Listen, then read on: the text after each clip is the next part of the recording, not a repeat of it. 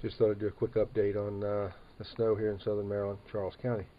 You can see behind me some icicles hanging off the front of my house. Some of them are close to 2 feet.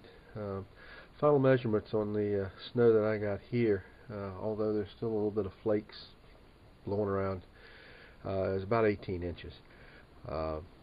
We've had some wind, you can hear it in the background, so it may be closer to 20. I have no idea. I've just been measuring out on a picnic table in the front yard. But anyway, I thought I'd shoot this, give you a chance to see some of the icicles, which are really quite impressive. Again, this has been a beautiful snow. Really have enjoyed this. So, hope everybody's safe and warm. Take care.